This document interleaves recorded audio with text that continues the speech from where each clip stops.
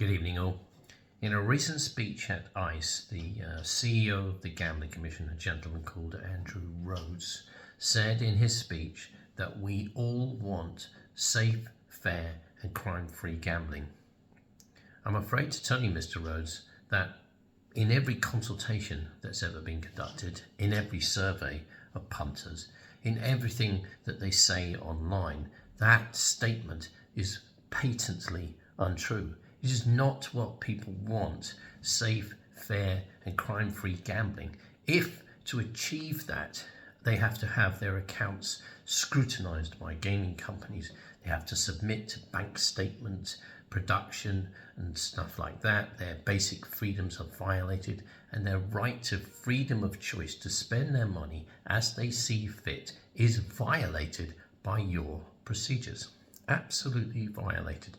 So they don't agree that that's what that it should be our ideal in life. I mean, in the United Kingdom, over nearly now 500,000 people bet on the black market, and the stories from the black market are not good. People not getting paid and all the other uncertainties that we get, people being able to use their American Express card to gamble, betting all night without any kind of controls on their spending and everything else like that.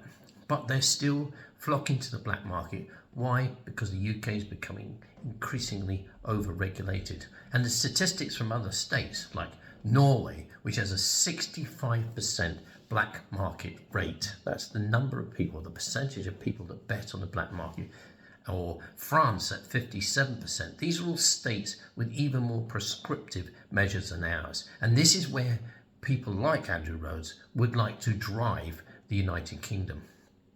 The purpose of regulation in itself is to control people's lives.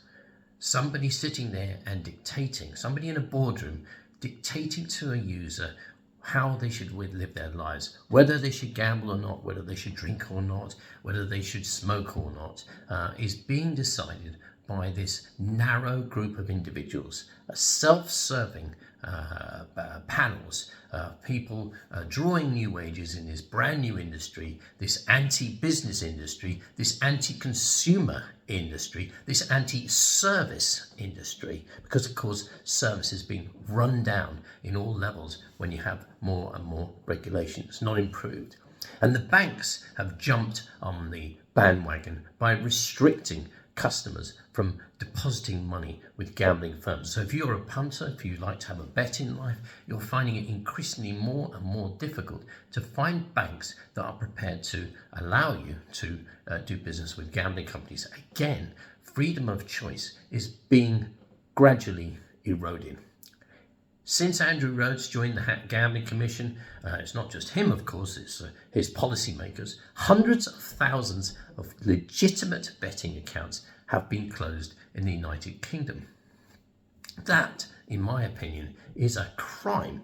It is a crime against people's basic freedom and right to choose. Legitimate gambling companies, people with absolutely no issue with their gambling, are being forced literally out of the having a bet in life, something that they've probably enjoyed for decades. The Gambling Commission is unapologetically driving them out of the game.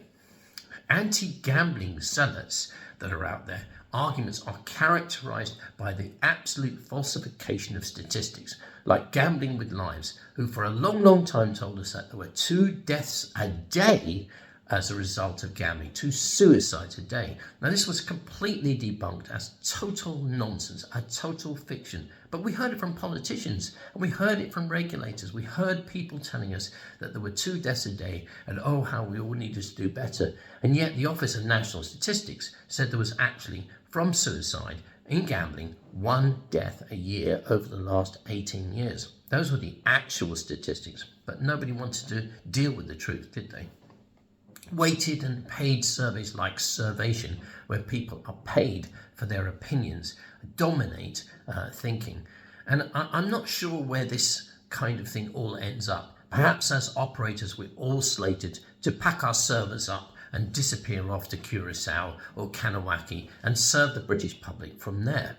I do know this: Andrew Rhodes and his policymakers at the United Kingdom Gambling Commission, the people who argue that the lottery is no threat to problem gambling figures, will all end up with better salaries, with more work, and they'll become more and more ruled. We will become more and more ruled by such people telling us how to live our lives, whilst their salaries are bolstered and their careers are improved by such regulations, by advocating such regulations, and the bastardization of everyone else's freedom of choice.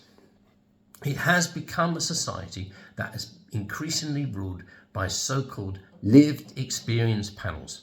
Lived experience is where somebody who has a bad experience of something is telling others that they're going to have exactly the same experience as them if they behave if they drink, or if they smoke, or if they gamble, because their experience was bad. Somebody who put too much money into a slot machine overnight, they are telling us that everybody is likely to be subject to that. It is nonsense. Lived experience is today's bullshit. It's today's nonsense. It's a fiction. We're not all going to end up as dribbling wrecks, doing all our money to gambling companies all around the world, because there's never been a history of that.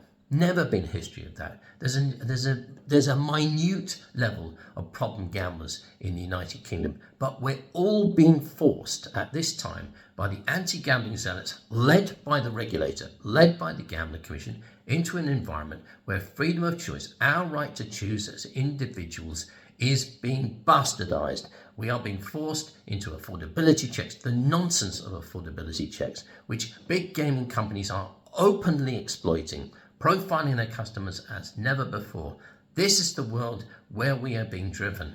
Now, there's going to be a debate in Parliament shortly on affordability checks and such measures, and I hope out there are some sensible members of Parliament who will argue back, who will start pushing back on what is being proposed. And to all you punters out there listening in on this, and bookmakers, operators, and people that understand the industry, get vocal. Get vocal for once in your life and push back on the nonsense that you're being told and the freedom of choice that you are being denied. Thanks for your time, guys. Good gambling.